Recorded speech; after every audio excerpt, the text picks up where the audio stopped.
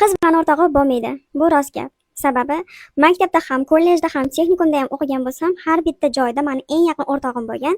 Lekin o'rtoqchiligimiz doim o'qishdagi texnikum, kollejni bitirgunimizgacha. Qiyomatgacha sen mani yaqin o'rtog'im bo'lasan degan o'rtoqlarim ham уже o'qishni bitirgandan keyin sekin bay bay deyishni boshlashgan. Kimnidir o'zimga o'rtoq deb bilsam, uni real rostdan masofasiz, o'qishlarsiz, hatto ko'rishmasak ham uni o'rtog'im deb hisoblayman har doim. Atak mani chopib ketishmagungacha. Ya'ni o'qishda, kollejda, maktabda bitirganingizdan keyin уже munosabat uzoqlashadi, ya'ni ko'rishish kamayadi. Shu bilan o'rtoqchilik potom tugadi. Mana eng yaqin o'rtog'im bo'lgan, ham qo'shnim, yoshligimizdan birga o'ynab katta bo'lganmiz. Texnikumda ham birga o'qiganmiz, bitta partada o'tirganmiz. Shunaqa yaqin o'rtoq bo'lganmiz, hattoki keyin qariganimizda ham biz birga o'rtoq bo'laveramiz degan fikrlarimiz bo'lgan o'zimizni, lekin atak to'xtadi, tugadi. Xo'p, o'rtada vaqt o'tdi, men oila qurdim, lekin atak unda ham munosabatimiz uzilmadi.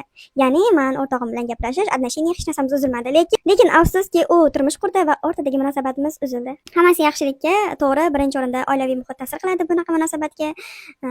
Aytmoqchimanki, qiz bolani hech qachon eng yaqin, eng qadrli, eng qiyomatli o'rtog'i bo'lmaydi. To'g'ri, o'sha momentlarda yaqin o'rtoq bo'lishi mumkin, yaqin dugona bo'lishi mumkin, yaqin sirdosh bo'lishi mumkin, lekin bular hammasi vaqtincha. Agarda siz yaqin o'rtog'ingiz bo'lsa, uni yo'qotib qo'ymaslikka harakat qiling, chunki har qachon ham insonga eng yaqin do'st kerak bo'ladi. Menga obuna bo'lishni unutmang. Profilimda shunaqangi qiziqarli mavzular juda ham ko'p.